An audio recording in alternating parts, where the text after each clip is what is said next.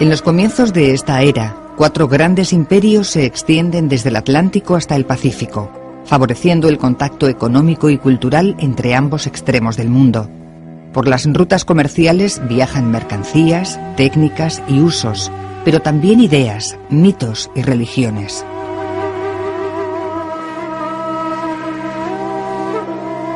Desde el siglo III, estos grandes imperios se ven amenazados por las crisis internas y las invasiones. China se divide en 3 estados independientes, desapareciendo el reinado de los Han. En Persia, el imperio sasánida se extiende hacia la India y sobrevive a los ataques provenientes de Roma y de los pueblos del norte. En la India, el imperio Kushan es sustituido por el Gupta, que poco después es destruido por los hunos blancos.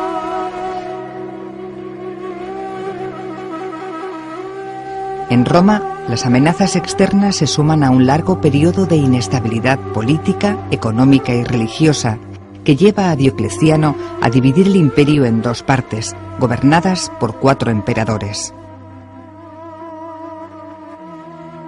Ya en el siglo IV, Constantino emprende grandes reformas para lograr la estabilidad y continuidad del Imperio Romano. Una de ellas es trasladar la capital a un lugar prácticamente inexpugnable entre Europa y Asia. La ciudad de Constantinopla se funda sobre la antigua Bizancio, colonia griega, situada en el estrecho del Bósforo, un punto de encuentro de Europa con Asia, es un lugar estratégico entre Oriente y Occidente, y cuando Constantino lleva allí la sede imperial es por necesidad esencialmente estratégica, porque en Roma queda lejos de los frentes de operaciones militares a que obliga la presión de los bárbaros germánicos próximos al río Danubio en Europa central y los persas próximos al río Éufrates ya en territorio asiático. El Imperio Romano se extendía por toda el área mediterránea, pero su parte oriental era más rica, culta y poblada por ser heredera de las culturas antiguas de Egipto, Creta, Grecia, Anatolia y Oriente Medio.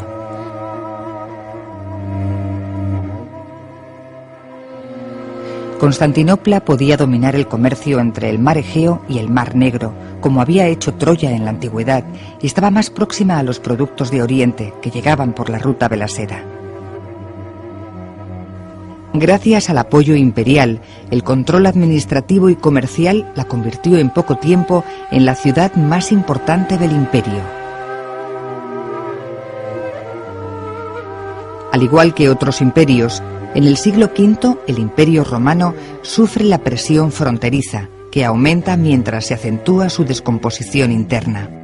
Los bárbaros no llegaron de la noche a la mañana ni tampoco eran unos extraterrestres. Llevaban ya muchas generaciones en las que la aproximación en los límites del imperio, a todo lo largo, desde oriente a occidente y de norte a sur, pues había pueblos que se acercaban, que Roma también los necesitaba y que de alguna manera pasan a formar parte de su órbita y que efectivamente en unos casos con más fuerza que en otros, sobre todo en el caso occidental, pues llegan prácticamente a sustituir las estructuras de poder precedentes. La división del Imperio Romano y el traslado de su capital a la Nueva Roma asegurará la pervivencia imperial 1000 años más tarde de la mal llamada caída del Imperio Romano, en la que solo perdió sus provincias occidentales. El Imperio Romano de Oriente incorporó a la civilización romana elementos griegos y de otros muchos pueblos. En Bizancio se dio la síntesis de todos estos elementos con el cristianismo, y su cultura se transmitió a través de los libros, del arte y de un nuevo modelo imperial. Su influencia desbordó sus fronteras y continuó en otros países y culturas, llegando hasta nosotros.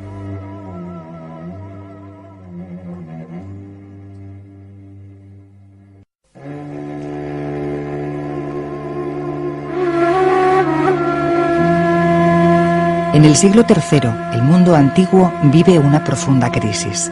En las últimas épocas han caído los valores culturales y sociales y el materialismo impera.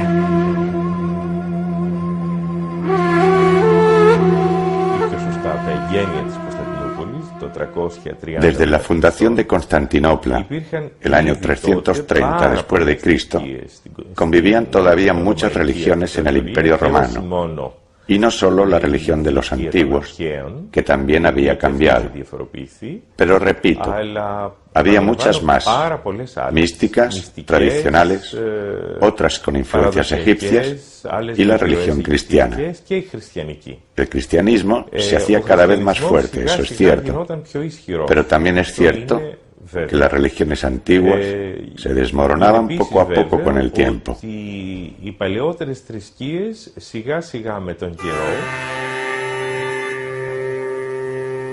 Ante este desmoronamiento se desarrollan multitud de creencias y respuestas morales y filosóficas.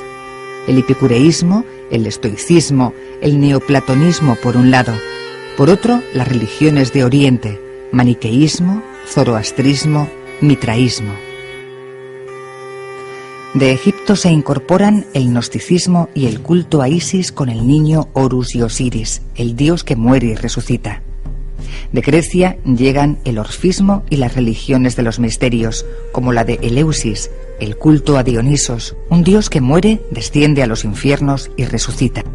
Y además está Delfos, montaña sagrada de peregrinación, pilar del edificio mitológico antiguo.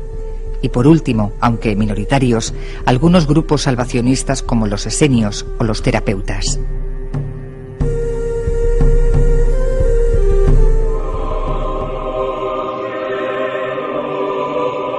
Uno más en este mosaico de creencias, el cristianismo, se extiende rápidamente por su carácter apostólico, por transmitir una nueva esperanza a los humildes y desheredados, por sus valores de perdón y mayor humanidad.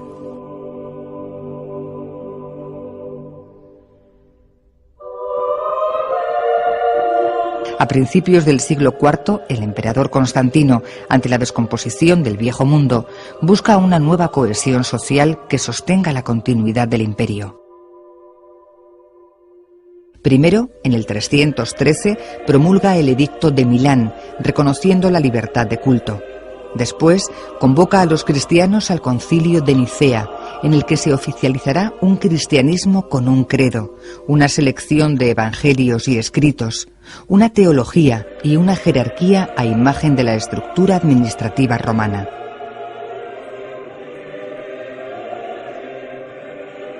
Esta nueva religión oficial de corte imperial es la síntesis de antiguos cultos con profundas y diversas raíces en el lejano pasado, del que toma los elementos de mayor aceptación. Posee una gran capacidad de adaptación, absorbiendo los mitos, cultos y tradiciones de los lugares a los que llega.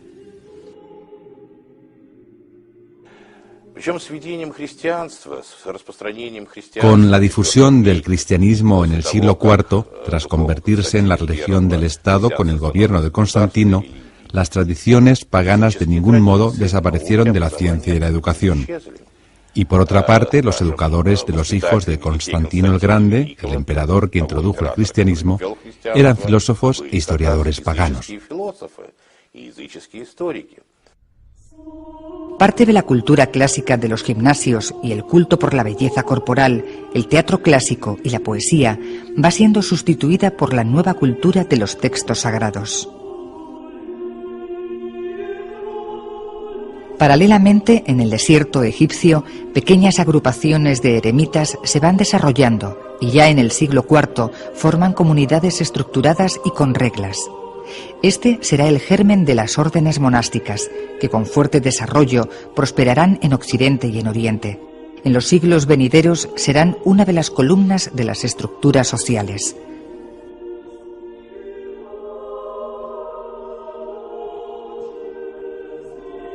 Por otra parte, la llegada del cristianismo a las clases cultas, donde el saber clásico estaba muy extendido, hace necesario reforzar la teología y filosofía cristianas.